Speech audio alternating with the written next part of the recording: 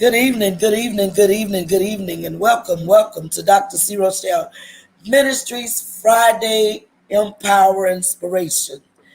Tonight we're going to be talking about domestic violence. Unfortunately, my speaker for this evening, we had scheduled conflicts in schedule. She's actually on another show right now.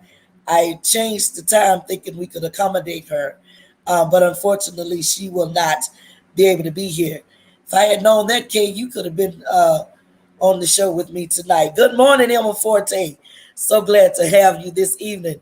But nonetheless, we're going to look at some statistics on domestic violence because domestic violence is real. It's a real thing. I know I have been on I have been subject to domestic violence myself. So I know that it is a real thing. Good evening, Cassandra. Good evening. Yes. Yes, Kate. You can. I can still get you on here, honey. Yes. Listen, domestic violence is real. It is so real. Unfortunately, you guys, my speaker, we still couldn't get that time worked out. Couldn't get that time worked out for her to be on tonight. We ran into a conflict and she kind of overbooked herself. And we thought we could get it worked out earlier today. But unfortunately, she could not be released. But I just want to take a look at any question because I can tell you about a little bit about domestic violence, and I can tell you it doesn't just happen against women. It happens against men and women and children. All right, I'll send it to you in just a second, Kate, and then you can come on with me. Listen, I just want to share with you some statistics, if you don't mind, because domestic violence is not what a lot of us been thinking domestic violence is. It is that, but it is more than that. It's not just about a man hitting a woman or a woman hitting a child. Domestic violence can happen to anybody within any confines as long as I don't know what that right word is. As long as there's some physical contact. And so, I don't mind answering any question. Chris, Kay, I'm going to give you 10 minutes and then I'll bring you on, okay? Please click that like and share button because it's getting ready to get very, very interesting. You're not going to want the person that's coming on is going to be able to give us a lot of information as well. Hey, Sarah, my dear daughter, so glad you're here for just a second. Prophetess Green, man, y'all come on in. Please share this out. Please, please share this out because the conversation really is about to, it's really about to get real good. I'm telling you all. Jennifer, see, the Lord always have a ram in the bush. My original speaker may not have been able to come on tonight, but I got somebody else that's coming. Is not just limited to physical contact. Domestic violence can be mental abuse. It can be mental. It can be physical. Not just physical contact, but it can. That is the most described one. That's the one that everybody talks about, Cassandra. Minister Henley, hey, how you doing? It can be verbal. I know what you're trying to say, Emma. Hey, cousin Sharon. Domestic violence can be verbal. It can be mental. But most of the ones that get reported is physical domestic violence. And that's what we're going to look at. And let me just show you all something. Let me show you something. Do you not know, and I'll tell you for the state of Illinois, that the domestic violence statistic against men and women are running neck and neck. In Illinois, the domestic violence rate against women is 35%. Against men is 30%.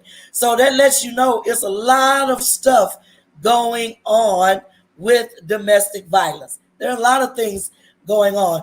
And so I'm going to bring my guest in here in just a second. But hey, Rose, so good to see you. Domestic violence is real. I don't care what color doesn't discriminate. It can happen between same couple, sex couples.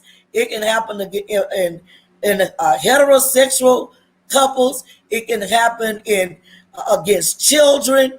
It can happen to any of us. There is no discrimination. And I'm telling you, the surprising thing that I found when I was doing my research was that the top 10 states are some of the most, in my mind, I was a little surprised. Let me just show you. And this information came from this website. These are the top 10 states. Can you take a look at that? Oklahoma, 49%. Iowa, 45%. Kentucky, 45%. North Carolina, 45%. Nevada, 43%. Alaska, 43%. Arizona, 40. Look at those states where domestic violence percentages are so high. And do you all not know that some of the statistics about domestic violence, that on average, nearly 20 people per minute. Listen to that. 20 people per minute are victims of physical violence by an intimate partner in the United States. In 1 year, this equates to, look at that number, startlingly, 10 million, 10 million women and men. Something very interesting. I just got a phone call. I tell you, in less than 5 minutes ago, from a man who told me that he just left his wife because she had become violent against him. That she had become violent, just start trying to beat him up. Listen, this is real. It is so real, you all. The statistics are startling, Rose. Yes, they are startling. And it's not nice at all, Emma Forte. But take a look at this. Okay, all right, well, check this out. 1 in 3 women and 1 in 4 men have experienced some type of physical violence by an intimate partner within their lifetime. It's not cool. I'm telling you, it is not cool. All right? That's a lot of people. The way the system is set up, it appears that it's set up to protect women. Because if a woman is inflicted violence upon, it appears that the response from the police is higher. But I don't know how many of you know about men who are victims of domestic violence. I mean, it is real. And I thought in my little mind that it just basically happened to women. That's why whenever I hear of a domestic violence case against a woman, I get angry all over again. Like, why? Check this out. 1 in 5 women, and 1 in 7 men have experienced severe physical violence by an intimate partner in their lifetime. Now, this man, and I just shared with him, I said, listen, you don't even know this, but I'm getting ready to go online and talk about domestic violence, because domestic violence is very real, you all. What does it do to you? When it doesn't only just affect you physically, but domestic violence, it affects you emotionally, it affects you spiritually, it affects you socially, because a lot of times women, I don't know of a whole lot of men, but women, I can tell you, one time I got slapped so hard, my eyeglasses flew off my face, and that was over 20 years ago, and I still haven't found those eyeglasses. I went to school. I was a student at Mississippi Valley State at the time. I went to school, and I had a professor who noticed I was not wearing my eyeglasses, but I was wearing my shades. I was wearing some shades, and anybody who knows me, they know I can't see. So if I got some shades on, you know I absolutely am not able to see anything. The professor walks up to me and said, Carolyn, what's going on? And I've told many people about this story. But Carolyn, what's going on? And I didn't want to say anything. And Cassandra, if I called his name, you would know exactly who I'm talking about. But he said, pull them shades off. You don't wear shades. Why you got shades on? I pulled the shades off, and I was a bit embarrassed to pull them off because I had a black eye. And I got because of the lick that I received.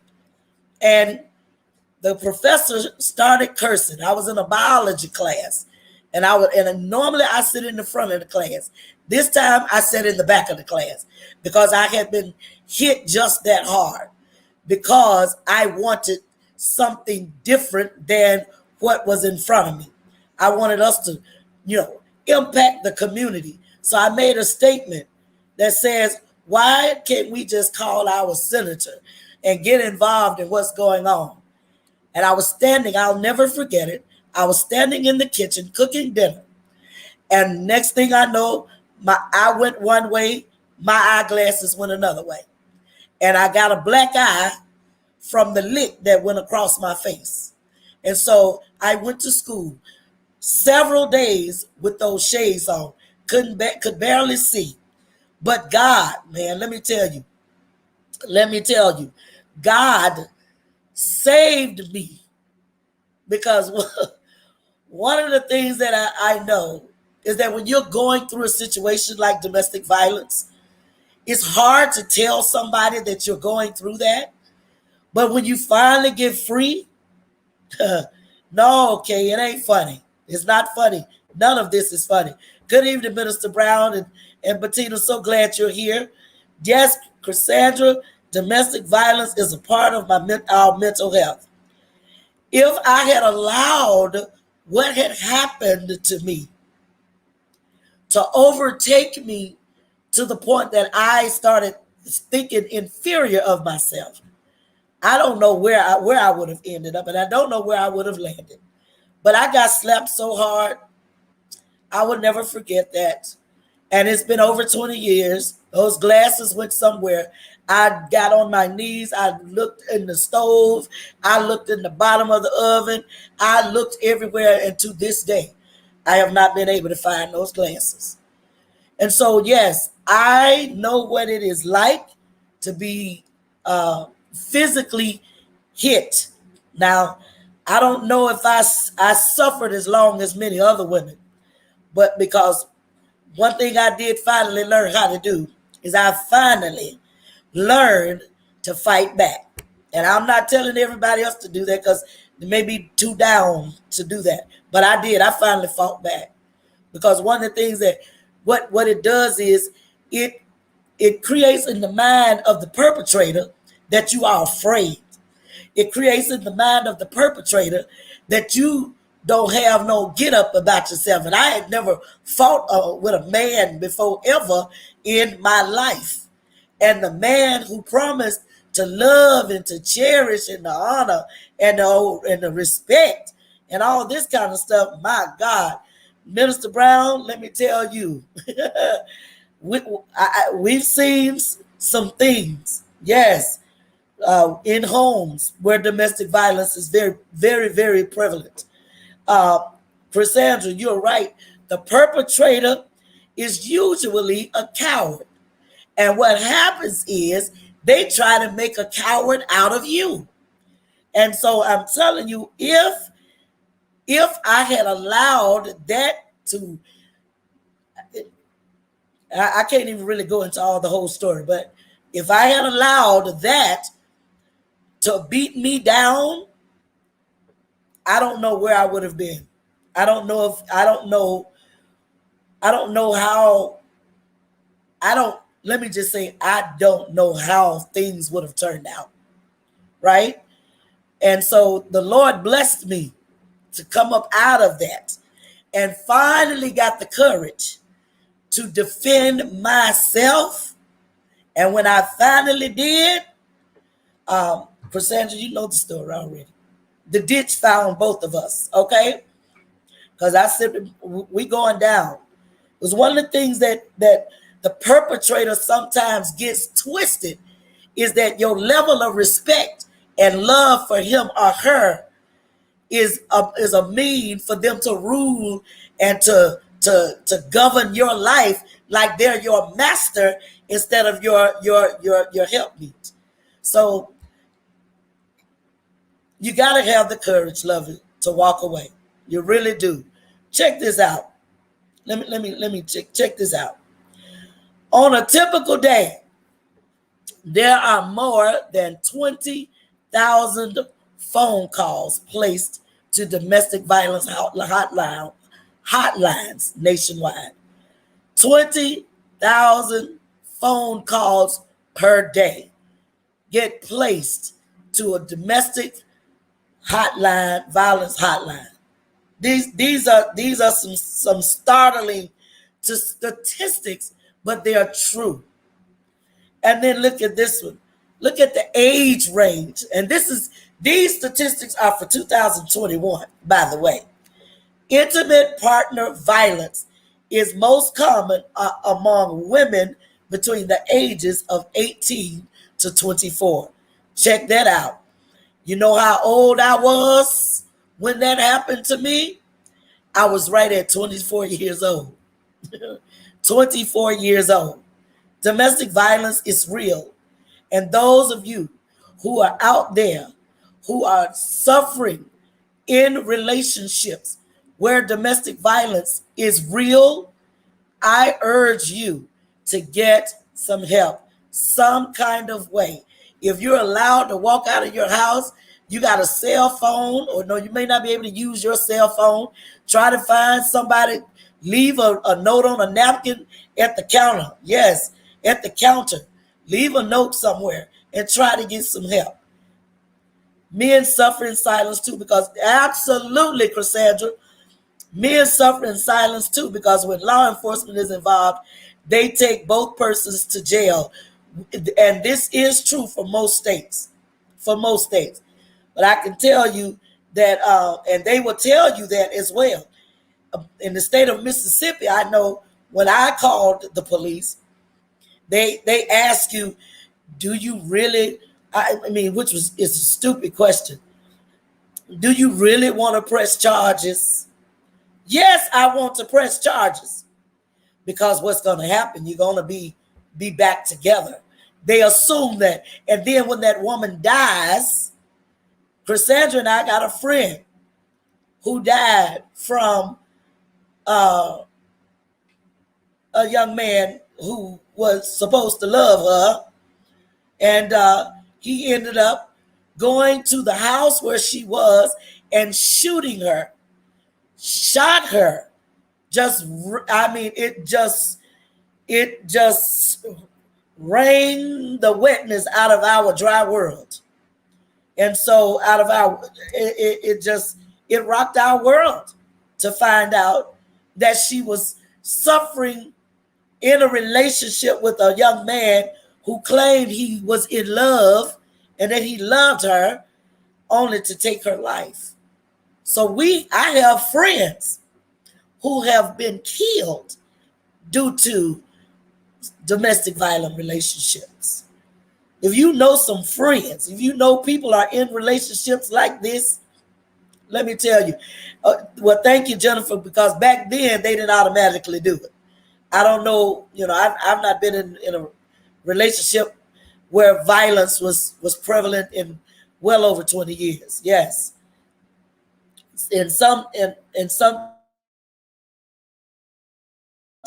it happens. They get involved, police get involved, arrest the man, take the man to jail, he gets out, and the lady goes right back to him. And that's what makes it hard sometimes for women to get help. It used to. Now, my stuff is outdated, really outdated, because I don't play with no man when it comes down. I don't even let a man push me in my back. Like, gone, girl. No, we don't play like that. Sometimes the playful stuff is where it starts, So yes, don't allow a man or a woman, For that sake, if you're in a relationship with somebody, don't let them play around with you like that, pushing you upside your head, gone, you know, calling you names that are just, no, don't do it. Another situation, I'll share this with you, a friend of mine, um, her husband drug her to death, tied her to the car, drug her to death, brought her back home, laid her in the bed as though she had been asleep all night, as though they were in the bed asleep. He killed her and then brought her back home. Yes, they are afraid because they don't think they can make it down. And that is so true. I had those questions running through my own head, Cassandra. Yes, sad to say, but so many times the abuse, that is true, Rose. Exactly what we're talking about, you know. Um, so, Kate, your family member stayed with him for 25 years, and every day he told her that he was going to kill her, and he finally killed her. My God, this is real. Oftentimes, we don't think. I got a call from a young lady in Minnesota about 2 weeks ago, and she was trying to help her cousin find somewhere to stay because she was in a domestic violence situation with her husband in Memphis, Tennessee, and she left, and they were trying to find somewhere to stay because of a domestic violence situation. Thank God that the young lady and her daughter have found safety somewhere. And I'm glad that she thought enough to leave. Sometimes it's not as bad as we think it is if we would just remember it's all in the mind.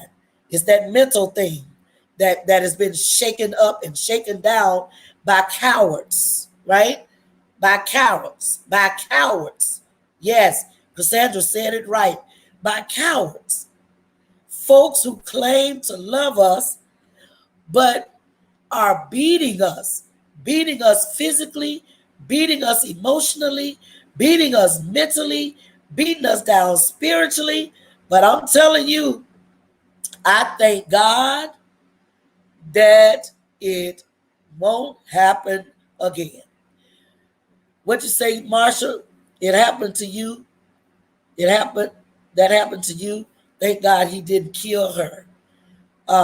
Listen, well, these ladies in our lives that Cassandra and I know uh, were killed, unfortunately, because of they were in relationships with men who were beaters of them instead of lovers, you know.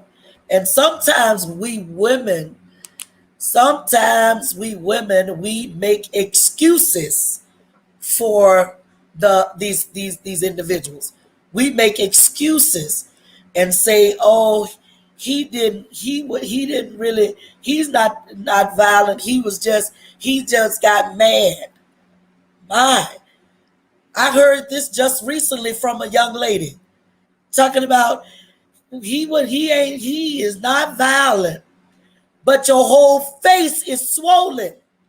Your entire face is swollen, but you're saying he's not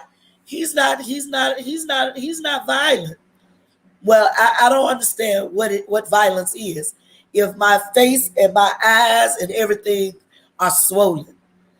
Rose, the abuser has oftentimes been abused themselves. That is true. And so they continue the vicious cycle, or they have seen their mother or father in abusive relationships, right? Sometimes the environment that we grow up in, we are as children often, you know, subjected to an environment where there's violence physically, there's violent language. That's one of the reasons why I am so grateful that I did not latch on to cursing, using profanity, right? I'm just so happy that I didn't use that kind of language when I was growing up. I could have said a few cussing words, as they say, you know. Absolutely, Cassandra. That's why we've got to address the trauma, the ACEs, the adverse child, that whatever that, I forgot what the words, but those trauma situations that happen in our lives. We saw our mamas get beat up. We saw our daddies get beat up. We saw cousins and things get beat up. But then we grow up, we beat the kids. We just be beating, beating, and beating. Nobody's talking to anybody, just beating folks. You went through it with your ex-husband, Jennifer. Listen, we've got to encourage one another to love on each other, you know. And I'll go back to this comment that Cassandra just made, that the perpetrator uh, usually suffer from some type of trauma, low self-esteem or identity issues, and that is so true, because if you train the child or teach a child how to fight, not, you're not taking his hands, but you're teaching him or her how to treat somebody else by your actions. That's why we as parents, that's why the Lord gave to me to pray for families, because within families we see so many different things. Children are subjected, they're subject to violence. I have another young woman who texted me, and we finally got on the phone and had a conversation. And she shared with me that she had been molested by her mother's brother. Well, you would think that, now I would say, now this is the time to really go and beat somebody up, but no, we're not beating up people. Uh, I would say this would be the time, for us to call family stuff on the carpet. But no, this person actually ended up becoming violent herself. You know, it's just, the cycle continues. The cycle continues. Listen, we have got to break the cycle, you guys. We have to help people. We've got to come out of this normal that people are experiencing. Yeah, absolutely, Lovey. As a child, you would think it was normal. Hey, Valinda, it's not normal for us to be fighting one another or having your husband or your wife beat you up or beat you down. That is not normal. The Lord did not put us here to be battering rams. No, we're to love each other. And so, if you know of any woman, man, boy, girl, because I'm going to tell you another thing. When I was teaching in Chicago public school system, there were so many young girls in domestic violence relationships, and they thought it was okay. It was okay. No, honey, it's not okay. This is not okay. That's why we get the Jeffrey Dahmers. We had the Jeffrey Dahmers in the world. Jeffrey Dahmer started off killing animals. When he figured out it was all right, to murder, he started, he started cutting up people, started eating people. Listen, because it impacts the psyche of an individual. It impacts the mental of an individual. Listen, you all, we've got to begin to spread love. And we have to teach our own children in our own homes, that violence is not the answer. Listen, it's not the answer. Violence is not the answer. It's not the answer. Too many lives are being lost because women are being abused by husbands. Children are being abused by parents. That's domestic violence all day long. When we abuse one another, that's domestic. Okay, it happens to any person, any age range from 0 to 100. Elderly abuse. People are getting hurt.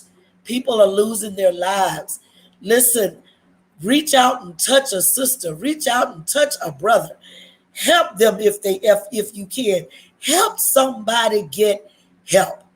Because if we don't get the help we need, we're only going to repeat the cycle. We're only going to impose violence on someone else. And then guess what's going to happen?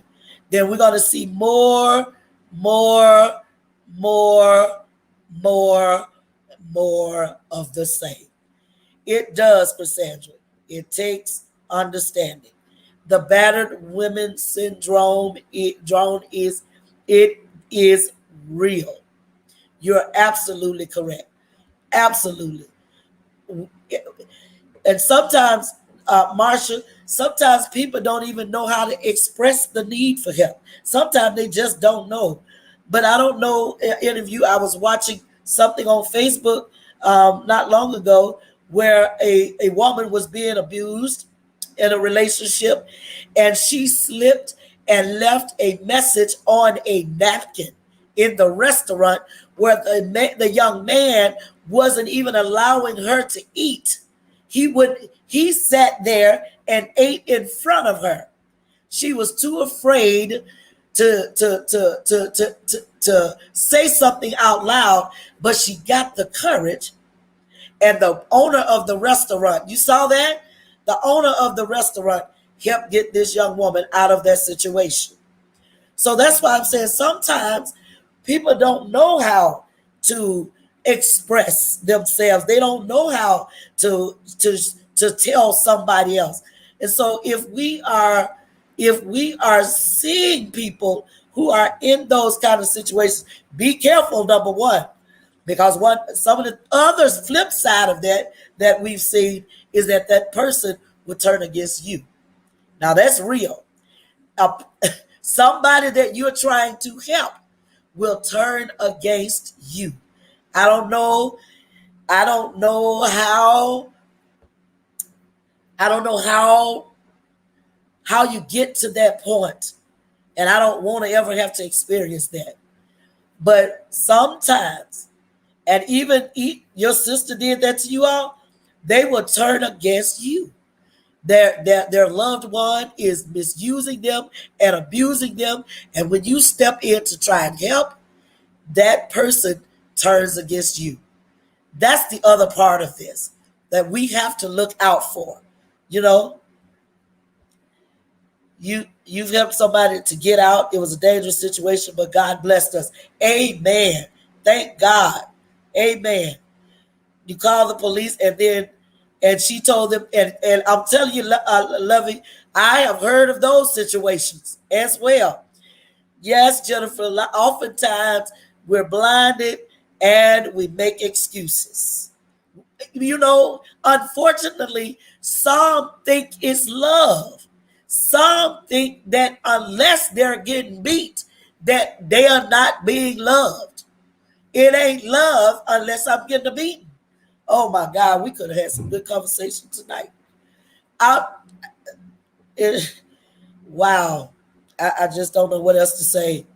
The fear, a lot of it is fear, but I'm telling you all, if you know of anyone, I can't stress this enough. We've got to help people. We as best as we possibly can. But as I will say again, it is the process that can blind you. It's a process, and then it can blind you. Listen, we have to be careful stepping into situations because on the other side, again, people who have stepped in sometimes be the ones who lose their lives. Sometimes the person who steps in is the one whose life is lost. And guess what happens? That person who you stepped in to help ends up going back to the perpetrator, and they move on from there. So, this is serious stuff. It's serious. It is serious.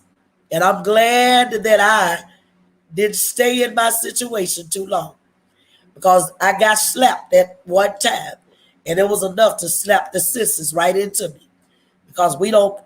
That's something that we did not play. And my daddy would tell me, my father, my father would say, you don't ever let a man, don't ever let a man hit you, baby. That's what my biological father used to say. If a man hits you, you call me. But I tried to keep my daddy out of my situation as much as I possibly could. And so I didn't tell him that time. But then when I did finally tell him, he had profound lack of respect, a profound lack of respect for the man that I was with. So it created issues in his mind. And so um, I helped my friend understand that she was putting us both in. Absolutely. And I hope she did go back, Cassandra. I hope she did go back. The police says that we shall not help, just call the police. And it's a judgment call sometimes, because sometimes you can lose your life, or sometimes that person that you went to help and you decided not to help can lose his or her life. So it's why is that, Minister Brown? It's almost like it's what Cassandra mentioned earlier. Oftentimes, uh, it's that battered woman syndrome that's in place. It's fear. It's afraid that you can't make it by yourself.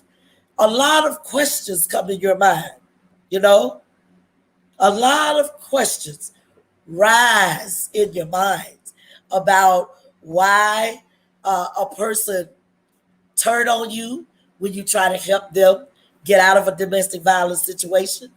There are a lot of whys that I know I don't know the answer to, but sometimes we go back, and that's just it. We go back to the same person that inflicted harm against us. I stayed. I did. I didn't just leave the first time. Absolutely, Cassandra. The perpetrator is very cunning and manipulative, and they do play mind games. Cause guess what happens? Sometimes they go buy you a diamond ring. They go get that fur coat. Baby, I'm so sorry. I promise you, I won't do it again. I'm so sorry. I don't know what came over me. I end up, baby, please, please, baby, don't leave me, please. And then after he get through, please, please, please, he go right on and do it again, right? And he go back and he buy her something else. And if she ain't working, she ain't got no job. She didn't go to school to get no education. She's there by herself. I'm gonna be out here by myself, but he pay all the bills. We ride in a Mercedes that he bought. I ain't got no job. If I do that, I'm gonna be homeless. I don't want to go to no homeless shelter. I don't want to take my kids to no homeless shelter. So all kinds of things run through our minds. I'm telling you, I know, I know. It happens, you all. Yes, Cassandra. Talking about, I love you, I can't, baby, I can't make it without you. And then after a while, they start saying, when she tried to leave, well, if I can't have you, ain't nobody have you. Can't nobody have you. My God, today, it is so much in the mind game, brainwashed too, that he loved you because he bought all those gifts, that he got you in this house, and you don't have to work. All you just do is look pretty. I mean, wait, you ain't really looking pretty. In some cases, the women are pretty, and they hide the scars that's on their backs, and hide the scars that's on their belly, because the mind is so far gone until we just feel like we cannot make it without them. Domestic violence is a real situation, you all. Yeah, Frazier, you are handicapped. Yes, you're handicapped. You're disabled in the mind. You can't make it. But let's encourage one another, you all. This is real. Don't downplay a situation. When somebody comes to you and tells you that I'm being beat up, I'm being dogged out, I'm being pushed around, man, don't take it for granted. They may be trying to tell you something, you know. Minister Brown, that's why a lot of women stay.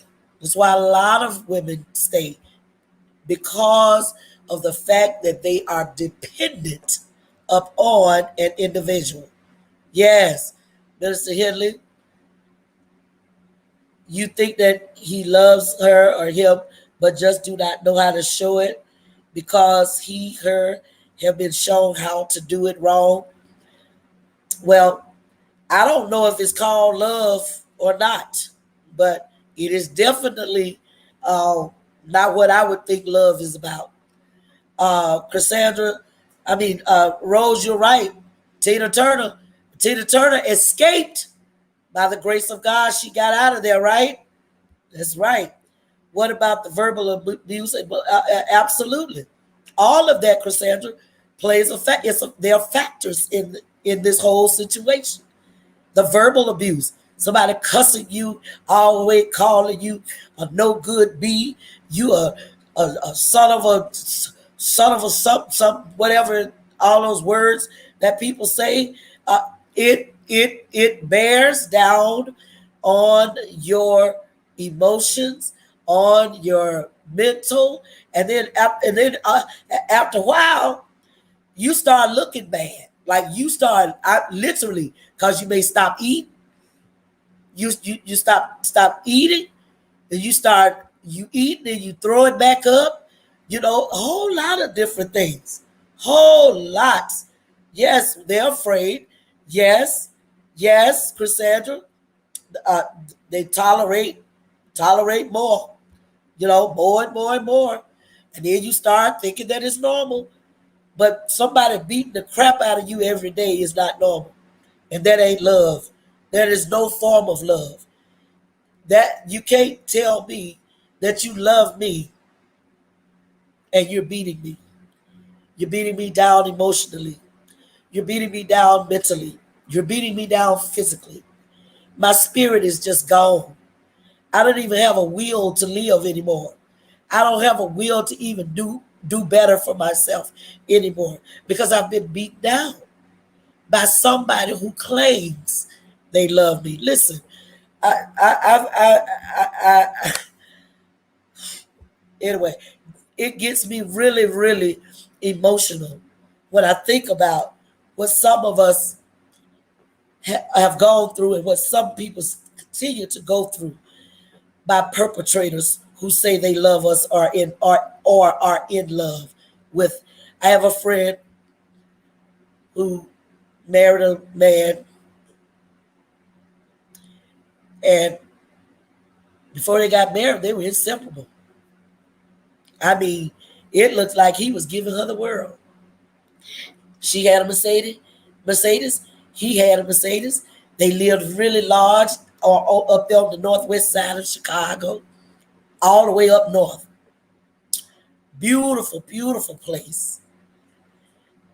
All while they were dating, and I'm sure some signs were somewhere, and we ignored the signs.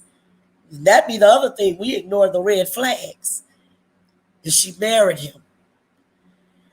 And we used to hang out, go out to dinner together. She stopped all of that, kind of cut off. Then she moved out of state.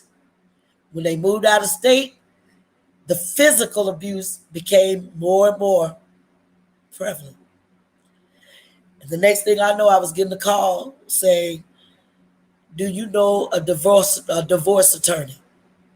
And I was, "A divorce?" I'm thinking, you just got married. What's going on? And she began to tell me the story, how he had started hitting on her. So listen, I'm through talking for the night. I'm done. I gotta go. I'm sorry that my guest could not show up because she had an amazing story that I really, really wanted you all to hear. But yeah, oh yes, that's exactly what he did. He isolated her because they got that house. I can't tell where they went because somebody may know who I'm talking about. But they ended up getting that beautiful home in this other state, all the way out. You know how they do, away from family. You can't get close to family. Thank you so much, Marsha. You're out of touch. You can't call nobody where they can come right away because you're isolated. So, but I just want to thank you all for joining me just for these few minutes. I appreciate your patience. I appreciate your understanding of this late start. I appreciate all of you who have chimed in, all of the comments, and all of the suggestions and questions. I appreciate you. Listen, we do have another speaker on next Friday night. She's going to talk about pain. She's also, I'm going to reschedule her, Rose. She has domestic violence that she's going to talk a little bit about as well. So I really appreciate you all just bearing with me in this sort of kind of. Oh, Darlene, so good to see you. Yes, and so thank you all so much again for your patience, and thank you, Emma, for participating tonight. I didn't know who was going to show up because we scheduled an hour later. But again, thank you. And I look forward to seeing you all on next week. I am just amazed by um, all of the wonderful young ladies that have been a part of this. And so next Friday night, y'all, we're going to have a young lady who also has an amazing rise up story. Aisha Sanders, who is an LCPC. So she does clinical practice, but she has gone through some things herself, and her story is an amazing one. And I want her to be able to share with you all how the Lord has delivered her and brought her from what she was entangled in. So have a good Friday night, everybody. Thank you again. I appreciate your patience and your attention. I'll say this to you. May this night be the best night of your life. And listen, come back again, for we will do you good. Good night, everybody. The mission of Dr. C. Rochelle Ministries is to uplift, motivate, encourage, and inspire others to live their best lives.